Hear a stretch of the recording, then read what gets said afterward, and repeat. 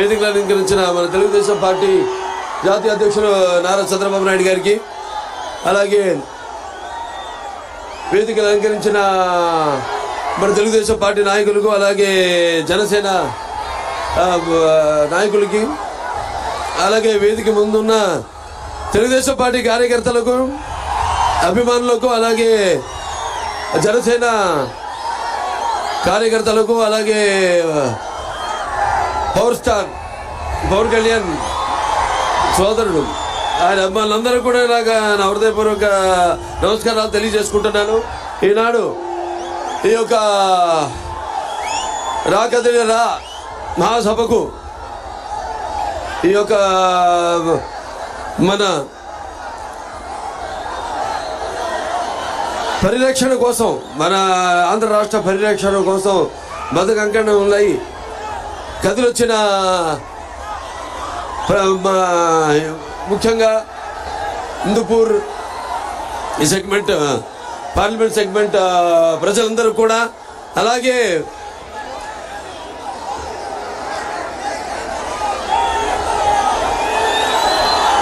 అనుక్షణం తెలుగుదేశం పార్టీని ఆశీర్వదిస్తూ నీరాజనాలు పడుతున్న నా తెలుగింటి ఆడపడుచులకు, యువతరానికి ప్రతినిధులు, నవతరానికి నాయకులు, భావితరానికి భారతదేశపు మహాశక్తి అయిన యువకులకు అందరికి కూడా నా నమస్కారాలు తెలియజేసుకుంటూ, మరి ఈరోజు ఈ కదిలిలా చూస్తున్నాం. ఈ భూమి మీద ఎందరో పుడతారు గిడతారు కానీ అందరూ మహానుభావులు కాలేరు. ఒక మనిషి మౌనత విజయ పథంలోకి నడవాలంటే, అత్యున్నత శిఖరాలకు ఎదగాలంటే సత్సంకల్పం కావాలి, అకుంఠ దీక్ష పూనాలి, నీ దారిలో నువ్వు నడవాలి. అది మా నాన్నగారు చూసి నేను నేర్చుకుంది. అది ఆయన్ని చూసి మన ప్రీతమ నాయకులు తెలుగుదేశం పార్టీ జాతీయ అధ్యక్షులు చంద్రబాబు నాయుడు కూడా అదే ఆయనే నమ్ముకుని, ఆయన సిద్ధాంతాన్ని నమ్ముకుని మరి ఆనాడు ఆయన తెలుగుదేశం పార్టీని పెట్టారు. అప్పుడు అప్పుడే పుట్టిన బిడ్డ బొట్టు కొయ్యక ముందే అసలు ఈ రాజకీయం అంటే ఏంటో తెలిపిన మహానుభావుడు నందమూరి తారక రామారావు గారు. అంతవరకు చాలా మందికి అసలు రాజకీయాల మీద పెద్ద ఆసక్తి లేదు, చాలా మందికి అసలు తెలిసేది కాదు. అటువంటిది వాళ్ళందరినీ చైతన్యవంతుల్ని చేసి రాజకీయాల్లో కూడా రియల్ హీరో అనిపించుకున్నారు నందమూరి తారక రామారావు గారు. ఆ తర్వాత ఆయన ప్రవేశపెట్టిన పథకాల విషయాలకు వస్తే మరి ఎంతో సాహసోపేతమైనవి, అలాగే సామాన్యులకు అలాగే ప్రజలకు ఎంతో సానుకూలమైనవి, అలాగే ఉపయోగకరమైనవి. రాజకీయాల్లో ఎన్టీఆర్ ముందు, ఎన్టీఆర్ తర్వాత అని చెప్పుకుని ఎన్నో పథకాలను ఆయన ప్రవేశపెట్టారు, అమలు చేశారు. అలాగే ఆయన తర్వాత ఎందరో వాటిని అనుకరించారు, వాటిని అమలు చేసేలా చేశారు. That is NTR. అలాగే అందుకే ఆయన పేదవాడి ఆకలి బాధ తెలిసిన అన్న ఆయనే. అలాగే జనం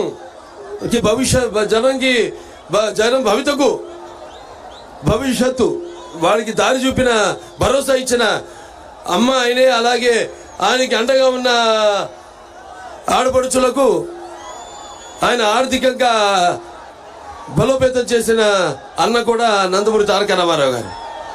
ఆ తర్వాత నందమూరి తారక రామారావు గారి యొక్క బుద్ధి బిడ్డ తెలుగుదేశం పార్టీని మన నాయకులు చంద్రబాబు నాయుడు గారు ఎంతో క్రమశిక్షణతో, అదే క్రమశిక్షణతో ఆయనతో పొందిన స్ఫూర్తితో ఈ పార్టీని ముందుకు నడుపుతున్నారు. మన తెలుగుదేశం పార్టీకి ఉన్నంత కార్యకర్తలు ఈ ప్రపంచంలో ఏ పార్టీకి లేదు.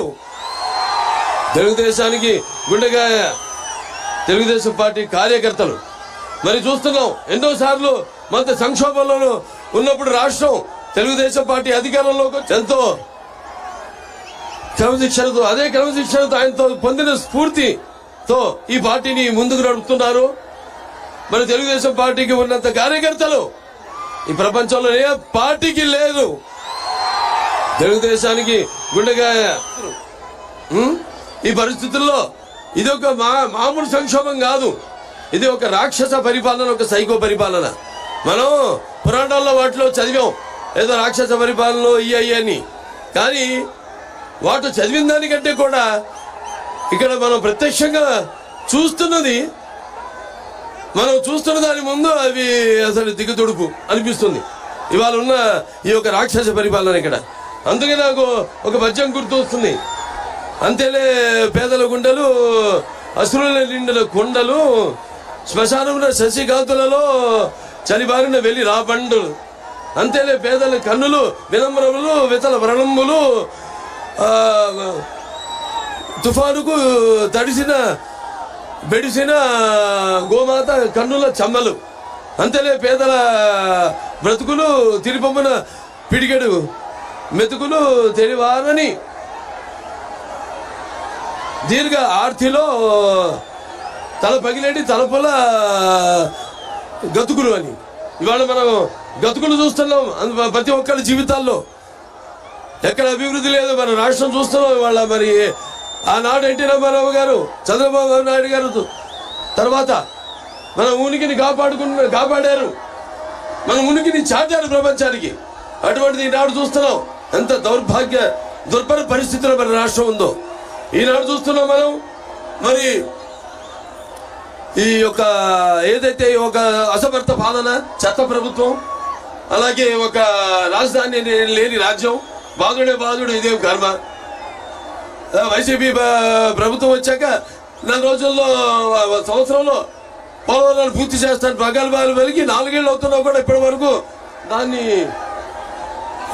పూర్తి చేయలేని చేతగాని ప్రభుత్వం ఉండడం మన రాష్ట్రానికి పట్టిన ఒక మన దురదృష్టం, కర్మ. అలాగే మన ఇప్పటిదాకా ఈ యొక్క 5 సంవత్సరాల్లో సుమారుగా ఒక 13 లక్షల కోట్ల రూపాయలు అప్పు చేశారు. అభివృద్ధి లేదు. అసలు ప్రభుత్వ ఉద్యోగాలు కూడా జీతాలు ఇవ్వలేని పరిస్థితి. ఆ తర్వాత మళ్ళీ మనం చూస్తున్నాం అప్పులు పుడితే కానీ ప్రభుత్వ ఉద్యోగులకి జీతాలు ఇవ్వలేని పరిస్థితి. అలాగే ఈ యొక్క 2 లక్షల మంది తాతలు అమలు యొక్క పెన్షన్ని రద్దు చేయడం జరిగింది. అలాగే వాళ్ళు చూస్తే మనం మాత్రం ఈ గంజాయి పెంచడంలో, ఈ డ్రగ్ మాఫియాలో మనం మాత్రం దేశంలో మొదటి స్థానంలో ఉన్నాం. అలాగే ఈ ఇంటి పన్ను, చెత్త పన్ను వేసి మధ్యతరగతి ప్రజల యొక్క నంటి వెనకొడుతుంది ఈ వైసీపీ ప్రభుత్వం. అలాగే ఈ యొక్క వైసీపీ నాయకులు ల్యాండ్ మాఫియా, ఈ యొక్క శాండ్ మాఫియాతో కొన్ని వేల కోట్ల ప్రజాధనాన్ని దోచుకుంటున్నారు. అలాగే ఈ యొక్క 5 కోట్ల ఆంధ్రుల కళల రాజధాని అయిన మన అమరావతి అసలు పట్టించుకునే స్థితిలో లేరు. అలాగే ఈ యొక్క ఏదైతే ఈ వైజాగ్ స్టీల్ ప్లాంట్ తీసుకురాలేదు, దాని తర్వాత ప్రత్యేక హోదా లేదు, దాని తర్వాత అసలు ఈ కేంద్రం నుంచి నిధులు రాబట్టుకోలేని పరిస్థితిలో ఉంది ప్రభుత్వం. అలాగే ఎవరైతే భూములు ఇచ్చారో రాజధానికి వాళ్ళపై మరి ప్రభుత్వ విధానాలను ప్రశ్నిస్తే అక్రమంగా కేసులు పెట్టడం, వాళ్ళని భయాందోళనలకు గురి చేయడం ఈ జగన్మోహన్ రెడ్డి ప్రభుత్వానికి అలవాటు అయిపోయింది.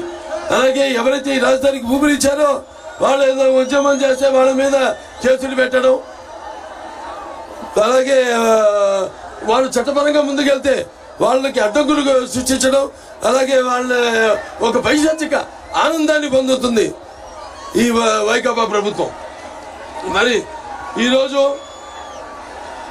జగన్మోహన్ రెడ్డి విషయానికి వస్తే అతను బయటే కాదు ఇంట్లో కూడా విషయాల జోలికి వస్తే మరి మనం ఒకసారి గతం మనం గుర్తు చేసుకోవాలి. మన తెలుగుదేశం పార్టీని గుర్తు చేసుకోవాలి. ముందు అసలు ఈ పసుపు రంగు ప్రాశస్తాన్ని మనం గుర్తు తెచ్చుకోవాలి.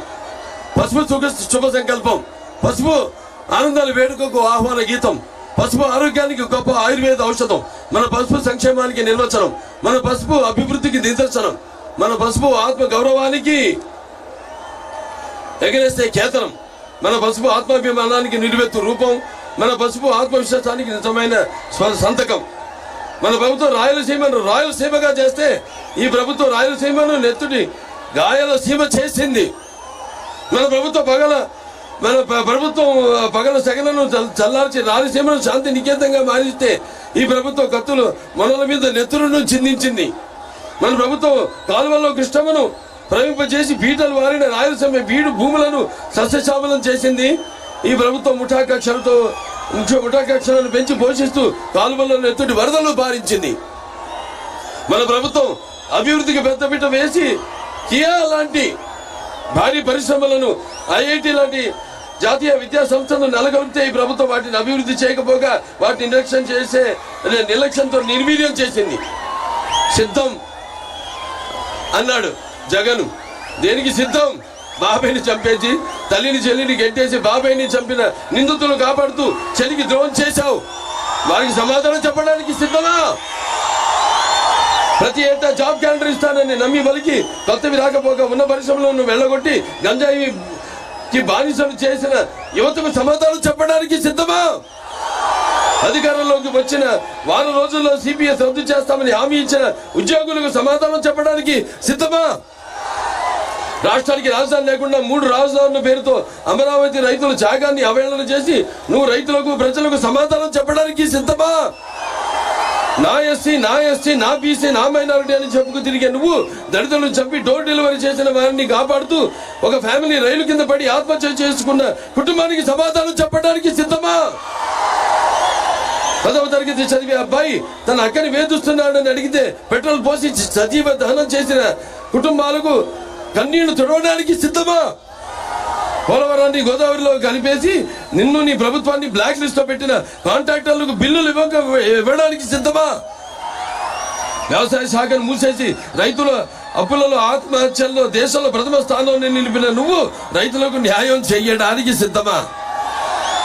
ఆర్టీసీ కరెంటు ఛార్జీలు పెంచి ఇంటి పన్ను, నీటి పన్ను, ఆస్తి పన్ను, ఆఖరికి చెత్త పన్ను పెంచేశావు.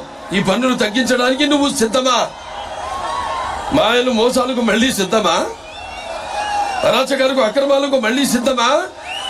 రాబోయే 100 ఏళ్ల నాటి ప్రజలకు దొరకకుండా ఇసుక పాత్రలు తవ్వడానికి మళ్ళీ సిద్ధమా?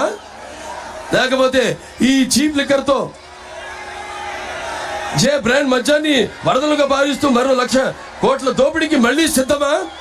ఈ ప్రభుత్వం తయారు చేయించిన కంచి మద్యాన్ని తాగించి వేల లక్షల మంది ఆడపడుచున్న తాలి బొట్లను తెంచడానికి మళ్ళీ సిద్ధమా?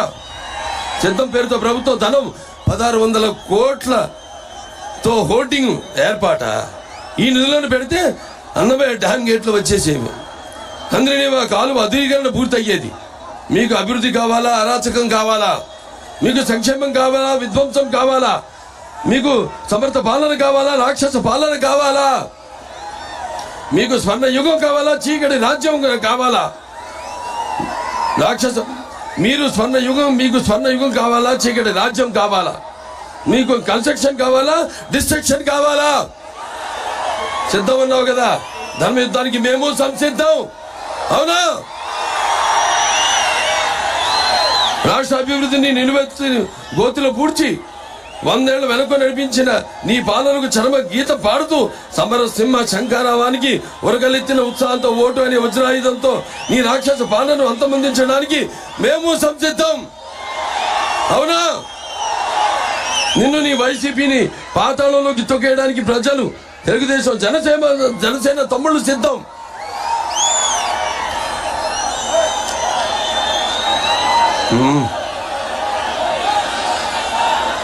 సోదరుడు పవన్ కళ్యాణ్, మనం ఒకటయ్యాం.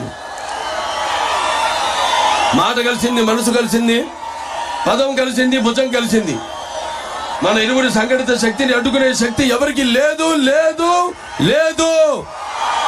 తెలుగుదేశం జనసేన కలయిక ఒక నిప్పుల ఉప్పెన. తెలుగుదేశం జనసేన అరాచకాన్ని నిర్మూలించే ఒక అగ్ని పర్వత విస్ఫోటం. అక్రమాల అరాచకాల రాక్షస రూపాన్ని కూలగొట్టే ఒక పాశుపతాస్త్రమే. చివరిగా ఒక మాట చెప్తున్నాను. ఓటరన్నా నువ్వు ఇప్పటిదాకా నమ్మి ఎక్కింది వైసీపీ అనే కొయ్య గుర్రాన్ని. నిన్ను మాయ చేసి మభ్యపెట్టి అటు ఇటు ఊపిందే గాని అభివృద్ధి చేయలేదు. తెలుగుదేశం జనసేన కలయిక వాయు మనోవేగాలతో పరుగులు తీసే పంచకళ్యాణి గుర్రం. అది నిన్ను సంక్షేమ రాజ్యంలో చేరుస్తుంది. చీకటి నిండని మీ బ్రతుకుల్లో అద్భుతమైన వెలుగులు ఇస్తుందని తెలియజేసుకుంటూ అందరు కూడా ఇలాగే ఒక సంఘటిత శక్తిగా ఉండి మరి ఈ యొక్క ఏదైతే మనం కోల్పోయామో మన ఉనికిని